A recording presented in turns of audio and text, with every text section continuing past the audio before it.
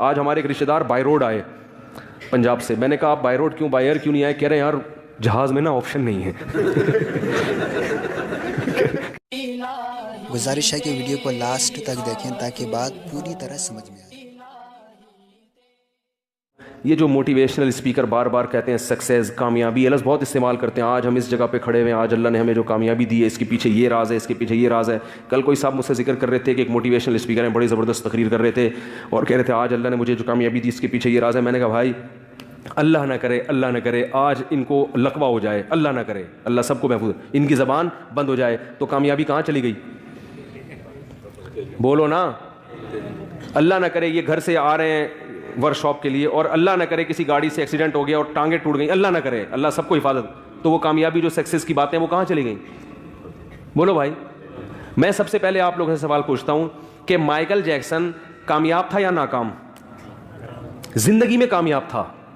जो सक्सेस की डेफिनेशन की जाती, वो उन मोटिवेशनल स्पीकर की बात कर रहा हूं जो मजहब को नहीं मानते, जो मजहब को नहीं मानते उनकी बात कर रहा हूं, जो आखिरत का तसव्वुर नहीं रखते। माइकल जैक्सन दुनिया के लिहाज से कामयाब तरीन इंसान है नहीं? बोलो भाई। था। अब कामयाब है या नहीं? अब नहीं है, अब नहीं है। लोग इस हकीकत को, अब जो माइकल जैक्सन की जिंदगी को फॉलो कर रहे हैं, हमारे भी बहुत से लड़के डांसर बनने की कोशिश में लगे हुए हैं कि जैसे माइकल जैक्सन तरक्की की उरूज पे पहुंचा था तो मैं भी थरक थरक के वहां तक पहुंचते नहीं है, जॉइंट में कुछ मसला हो जाता है।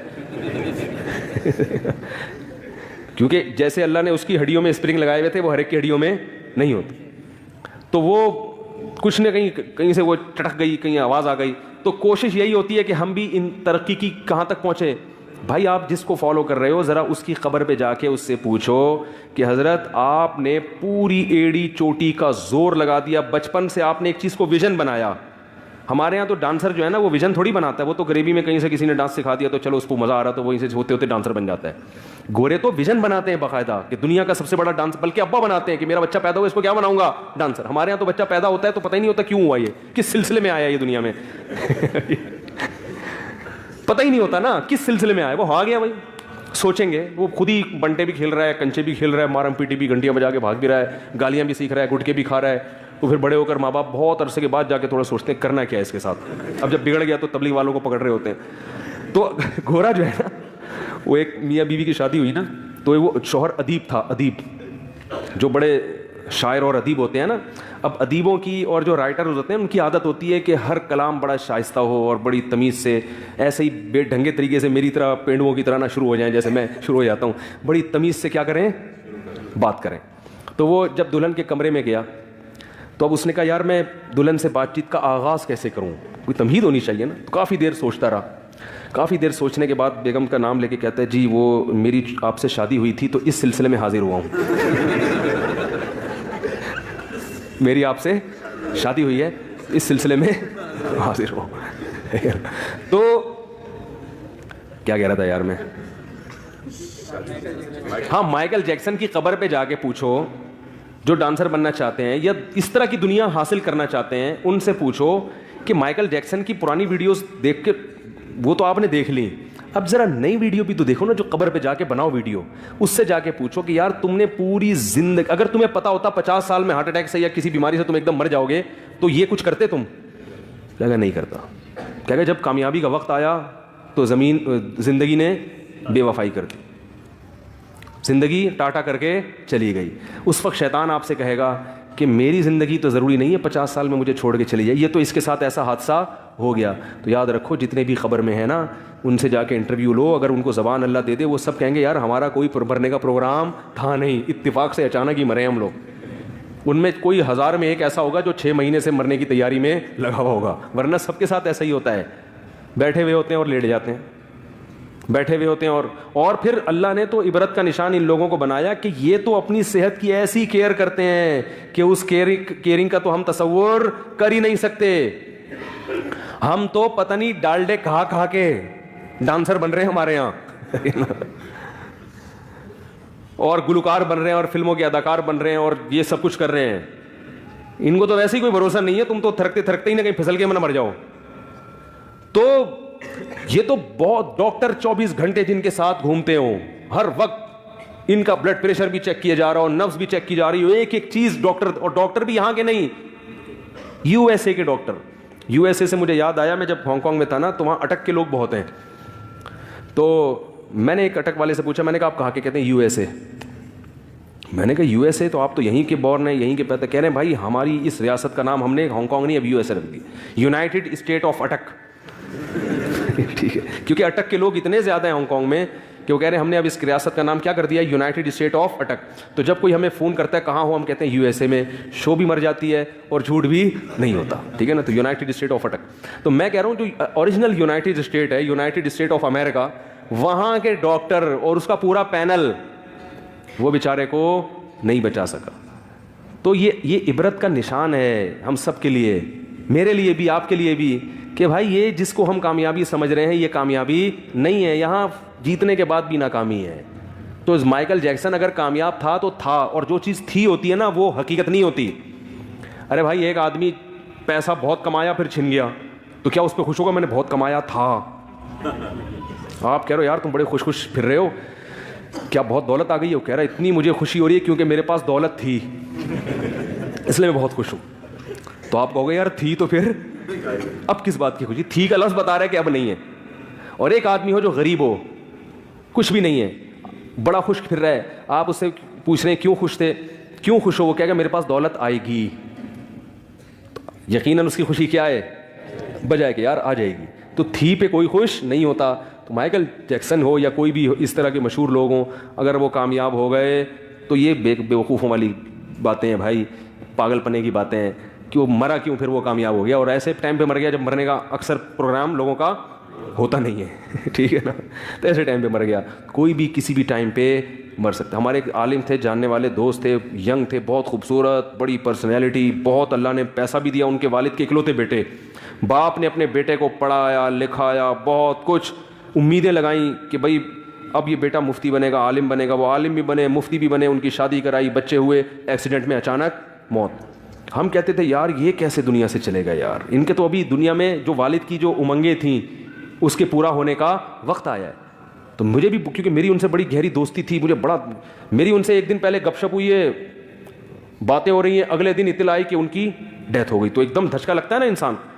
बहुत देर सोचता रहा कि अल्लाह इसमें क्या हिकमत है, भाई हम मर जाएं या कोई दूसरा मर जाए, हमारे और भी माशाल्लाह भाई हैं, ये बेचारे मर गए जबकि इनके वालिद ने जो इन्वेस्टमेंट अभी की थी उसके फल खाने का वक्त आया। और थे भी इकलौते, और बाप की नीयत भी बहुत अच्छी थी, कोई दुनिया नीयत नहीं थी, क्या था, आलिम बनाऊंगा और ये दीन का काम करेगा। और अगर मरना ही था अल्लाह शादी से पहले मर जाते, जवान बीवी और बच्चों को यतीम भी हो गए, बाप भी परेशान, घर बीवी भी परेशान, बच्चे भी छोटे छोटे, बड़ा दर्स आता है ना इंसान को, बच्चों का तो कोई पूछने वाला नहीं होता बाप के बाद। मैं बड़ा परेशान है, अल्लाह तेरे तो हर काम में कोई हिकमत होती है, इसमें क्या हिकमत है तेरी? काफ़ी देर सोचता रहा तो एक हिकमत अल्लाह ने जहन में डाली, ये हिकमत ये है कि मैं किसी को किसी भी वक्त मार सकता हूँ, बस ये हिकमत है। ये जहन बना लो, कोई भी किसी भी टाइम पे मेरे भाई मर सकता है। तो सारा अपना जो सेटअप चलाओ ना, इसी हिसाब से हम किसी भी टाइम पे मार्केट से शार्ट, हर आदमी समझते हैं मैं शार्ट नहीं होऊंगा। मैं जब वसीयत लिखी ना, मैंने वो पूरा डायरियाँ वारियाँ बना के घर में बताया मैं मर गया तो ये, अब मैं जब भी सफ़र पे जाता हूँ घर वाले मैं मर गया तो ये, घर वाले कहते हैं क्यों मर रहे हो भाई, क्या मसला क्या है? एक दफ़ा मैंने पहले भी वाक़या बताया, जब हज करने गया ना तो हम लोग मक्का से मदीना, हमने एक टैक्सी ली किराए पर कि मक्का से मदीना कार लेते हैं ना किराए पर। वो ड्राइवर अरब था, उसने क्या किया, अब मक्का से मदीना हम निकले तो उसने नंबर प्लेट पे चढ़ाया कपड़ा, वो सऊदी था, कपड़ा चढ़ाया। हमने कहा खैर नहीं है, क्योंकि वो जब आप ओवर स्पीड होती है ना गाड़ी तो वो कैमरे से ट्रेस हो जाती है, नंबर प्लेट पे वो कैमरा लगता है। वो उसने चढ़ा दिया क्या, कपड़ा। हमने कहा अल्लाह खैर करे, अब ये भगाएगा। और इतनी स्पीड से गाड़ी भगाई है उसने, इतनी स्पीड से कि वो जो ट्रैफिक पुलिस वाले होते थे ना, एक दो दफ़ा तो ऐसा हुआ कि ट्रैफिक वो जो उन्होंने वो रखे हुए होते हैं तिकोन से रोकने के लिए, उसको भी धाड़ तोड़ता हुआ निकल लिया वो, और पुलिस वाले पीछे भाग रहे हैं उसके, पता नहीं क्या क्या मसला था उसका, वल्लाहु आलम। तो मैंने कहा भाई कहीं भी यानी कोई ज़ख्मी होने का ऑप्शन नहीं है अभी, या तो डायरेक्ट अगले जहान में या मदीना तो मुझे मुतनब्बी का एक शेर याद आ रहा था, ज़रबतु बिहत्ती हज़रबल क़िमार इम्मा लिहादा व इम्मा लिदा। मुतनब्बी शायर गुजरा है 3री-4री सदी हिजरी का, वो अपने किस्से सुनाता है ना, मैंने बड़े लंबे लंबे सफ़र किए हैं, बड़े लंबे लंबे सहराओं को, मैंने ऊँटनी की तारीफ़ करता है अपनी अला कुल्ली माशियतिल खैदला फिदा कुल्ली माशियतिल हैदबा। कह रहा है वो जवान खूबसूरत औरतें मेरी ऊँटनी पे कुर्बान। लोग औरतों की तारीफ़ें करते हैं ना शायरी में, कह रहे हैं मेरी जो ऊँटनियाँ हैं इन्होंने मुझे बड़े बड़े सहरा क्या किए हैं, पार करवाए हैं, जंगों में मेरा साथ दिया है। तो अपनी ऊँटनियों की तारीफ़ करते हुए कहता है कि मैंने इस ऊँटनी पे बैठ के जुए खेले हैं। कैसे कि मैंने बड़े बड़े लंबे सहरा इराक़ जाते हुए वो मैंने अबूर किए। ऐसे सहरा थे इम्मा लिहादा व इम्मा लिजा, या तो मैं वहीं भूख प्यास से ऊँटनी के साथ मर के मेरी कब्र बन जाती, या मैं अपनी मंजिल पर पहुंचकर कामयाब। फिर आगे कहता है जब मैं कई हफ्तों का और अंधेरों का सफ़र और सहराओं का सफ़र करके ऊँटनी पे, और अपनी ऊँटनी की तारीफ़ कर रहा है कि वो ऊँट बड़ा ज़बरदस्त जानवर है, बड़ी वफ़ा के साथ स्लोली स्लोली चलता रहता है, थकता नहीं है। ये जो सहाबा पूरी दुनिया पहले ऊँटों पे बैठ के तो पहुँचे ही ये, तो कह रही है ऊँटनी वफ़ा करती है और चलती रहती है। मैं थक गया मगर ऊँटनी नहीं थकी। एक वक्त आया मैंने फ़क़ुल्ना लहा अयना अर्दुल इराक़ फ़क़ालत व नहनु बितुरबानिहा। मैंने फिर ऊँटनी से पूछा कि बता इराक़ की सरज़मीन कितनी दूर रह गई है, तो वो मुड़ के कहती है व नहनु बितुरबानिहा, बस इराक़ की मिट्टी मेरे पाँव से लग रही है, पहुँचने वाले हैं इराक़। तो वो जो उसने शायरी की है ना, ज़रब तू भी हत्ती हा ज़रबल क़िमारी इम्मा लिहादा व इम्मा लिज़ा, कि मैंने जुए खेले उस ऊँटनी पे बैठ के। जुए का मतलब लंबे सफ़र किए कि या तो मौत या कामयाबी। तो मुझे शेर याद आ रहा था कि या तो मदीना पहुँच के क़ब्र रसूल की ज़ियारत होगी, 50,000 10,000 नमाज़ों का सवाब मिलेगा, या डायरेक्ट जन्नत। तो उस वक्त मैंने घर में कॉल करके 2-4 जल्दी वसीयतें लिखवाई कि 1-2 रह गई थी। मैंने कहा भाई वो घर वाले परेशानी हो क्या रहा है, क्या मौत के कुएं में छलांग लगा रहे हो भाई, या सऊदी हुकूमत ने कोई किसास करने के लिए। तो मैंने कहा डिटेल बाद में, क्योंकि वो समझ में नहीं आती ना। मैंने कहा डिटेल बाद में, वैसे ही लिखवा दी मैंने, वो दिल्ली लिखवाई। क्यों? मकसद बताने का ये है कि भाई कोई किसी भी वक्त मर सकता है। तेज़ रफ्तार गाड़ी में तो वैसे ही चांस ज़्यादा है। आज हमारे एक रिश्तेदार बाय रोड आए पंजाब से। मैंने कहा आप बाय रोड क्यों, बाय एयर क्यों नहीं आए? कह रहे हैं यार जहाज में ना ऑप्शन नहीं है। कह रहे मैं कोशिश करता हूँ बाय रोड ही। वो कह रहे हैं यार रोड में टक्कर लगेगी, कलाबाजियाँ खाएंगे, थोड़ा सा इधर से यूँ पकड़ेंगे जाके, इधर से खिड़की पकड़ेंगे, थोड़ा सा बाहर निकलेंगे, एक आध टांग टूटने चली जाएगी, बहुत कम चांस होता है कि बिल्कुल ही मर जाए। कह रहे जहाज़ में जब वो जुनैद जमशेद बेचारे का वाक़या हुआ ना, कह रहे वहाँ तो बस बैठे थे और फिर गायब, बॉडी भी नहीं मिलती। तो हर शख्स ने मरना है और कुछ पता नहीं कौन किस टाइम मार्केट से शार्ट हो जाए। इसमें बड़े बड़े लोग, डॉक्टर भी मर जाते हैं। मेरे वाले साहब बता रहे थे, डॉक्टर साहब वो कर रहे थे डायग्राम बना के ना, बता रहे थे कि लोगों को नेवी में ना, मेरे वाले साहब नेवी में थे, नेवी के ऑफिसर्स को बता रहे थे कि ऐसे हार्ट अटैक होता है। उस दौरान उनको हार्ट अटैक हुआ है और डेथ हुई है। डेथ का तो मुझे पूरी तरह याद नहीं रहा, लेकिन हार्ट अटैक उसी दौरान हुआ उनको। अल्लाह ने कैसी इबरत की भाई, जो डॉक्टर हार्ट स्पेशलिस्ट को पढ़ा रहा है और बता रहा है कि ऐसे अटैक होता है, एन उसी वक्त उसको अल्लाह ने हार्ट अटैक हुआ। इसका मतलब नहीं कि आप हिफाजती तदबीर इख्तियार ना करें, मौत के लिए हर वक्त तैयार रहें और दुनिया से दिल ना लगाए। तो यही है कि भाई गुनाह से हमें क्या करना चाहिए, बचना चाहिए। अल्लाह ताला अमल की तौफीक अता फरमाए। ज़माना ढल रहा है मग़रिबी तहज़ीब में, लेकिन तेरा हर रंग